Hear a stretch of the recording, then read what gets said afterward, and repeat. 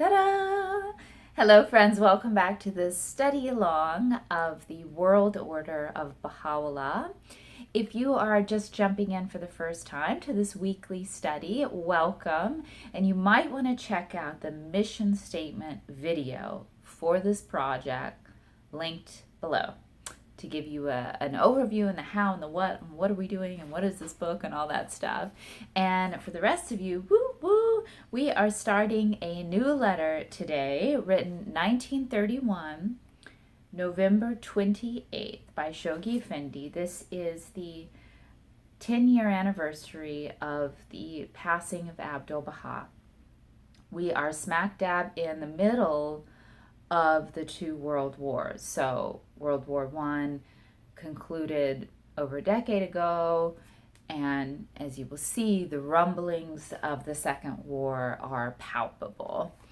This is a letter for history buffs. I've done some research, which has been really great. That's the whole purpose of the study. But if you have anything to add, a greater understanding of this time period or some of the references that Shoghi Effendi makes, please drop them in the comments to enrich our study. Okay, so I really encourage you to do that because there were some holes in my research. Also, before we jump in, I just want to remind you that at 4 p.m. today, Central Standard Time, the final Enneagram video will be uploaded where everything that I've been talking about all the personality types comes together. And not only will you have a sense of your virtue strengths, but a very practical tool that I'm going to give you, a practice to help you spiritually grow and develop all the virtues. Sounds like a big claim, I know, but it all comes together in the last video.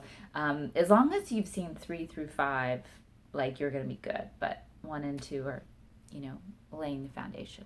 Okay. So that happens at 4. For now, we are here doing the study along. Again, November 28th, 1931. Fellow believers in the faith of Baha'u'llah, the inexorable march of recent events has carried humanity so near the goal foreshadowed by Baha'u'llah that no responsible follower of his faith, viewing on all sides the distressing evidences of the world's travail, can remain unmoved at the thought of its approaching deliverance. It would not seem inappropriate at a time when we are all commemorating the world over the termination of the first decade since Abdu'l-Baha's sudden removal from our midst, to ponder in the light of the teachings bequeathed by him to the world such events as have tended to hasten the gradual emergence of the world order anticipated by Baha'u'llah. 10 years ago, this very day, there flashed upon the world the news of the passing of him who alone, through the ennobling influence of his love, strength, and wisdom, could have proved its stay and solace in the many afflictions it was destined to suffer. How well we, the little band of his avowed supporters who lay claim to have recognized the light that shone within him, can still remember his repeated allusions in the evening of his earthly life to the tribulations and turmoil with which an unregenerate humanity was to be increasingly afflicted.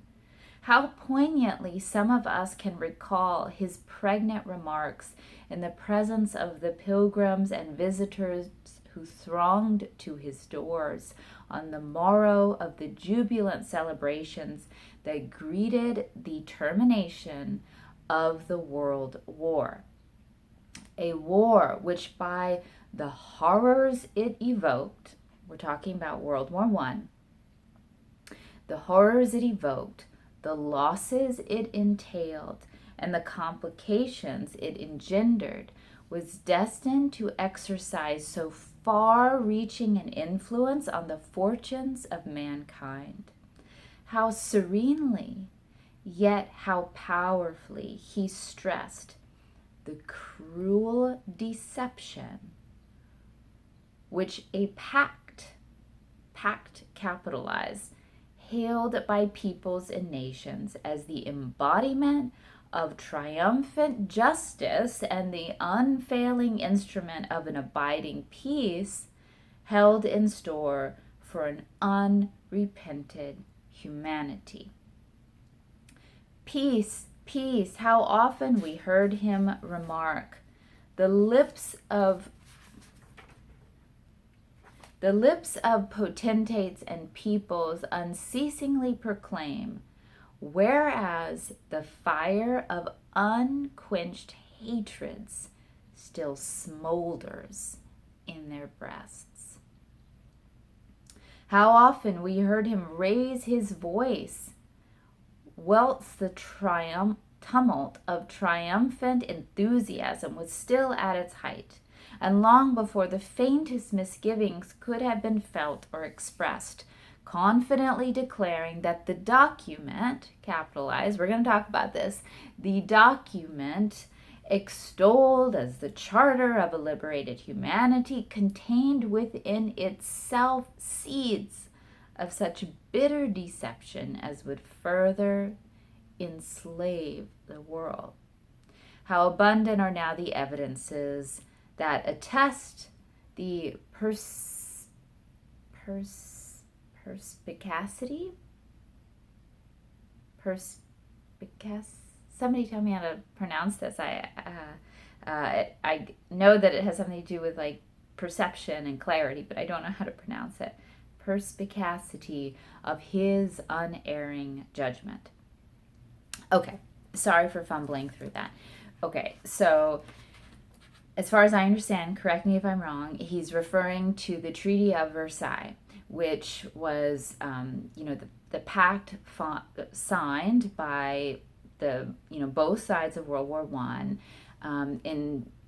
Woodrow Wilson, the U.S. president, who was visionary and had a vision of peace for the world, concluding World War I, had offered Germany this opportunity to have a end of the war without victory, right? It was like, okay, we're going to end the war.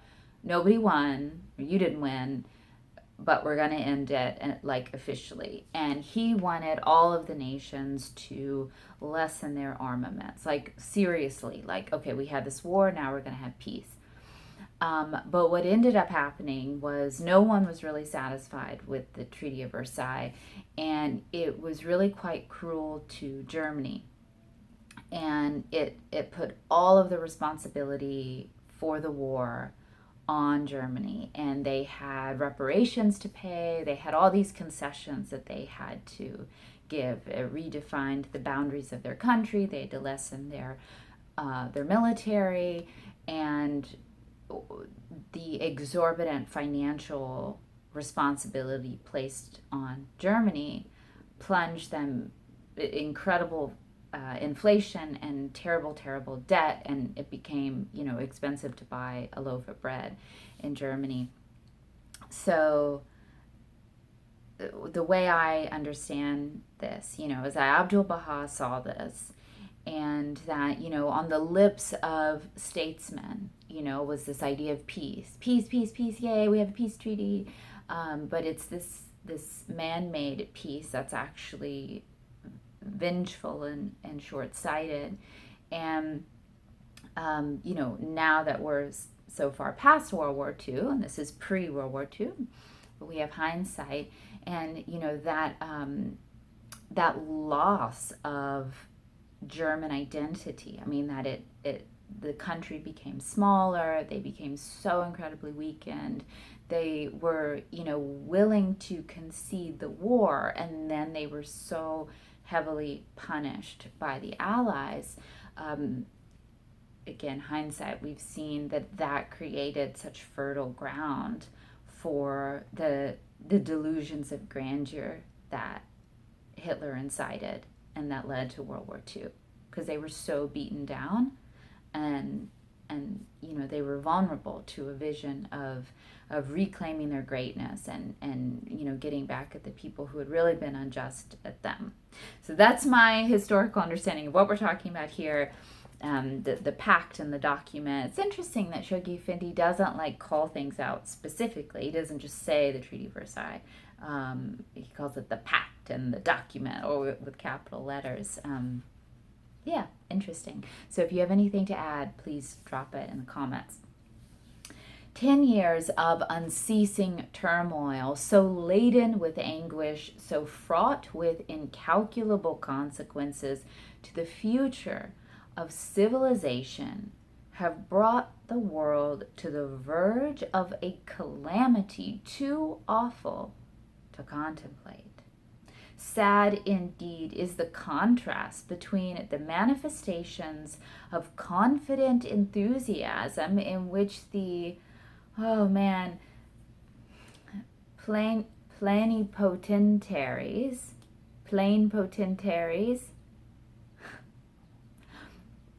you know, when you read it, you like don't realize you don't know how to pronounce things. So I promise I read these before I talk to you.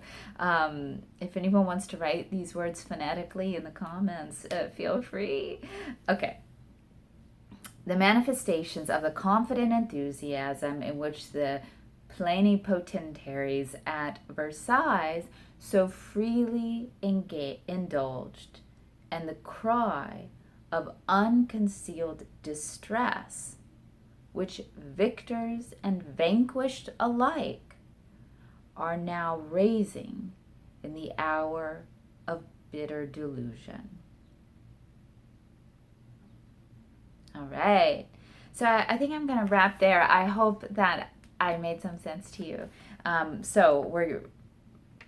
I guess I just find like the historical context of this very fascinating, and a way to also examine our reality.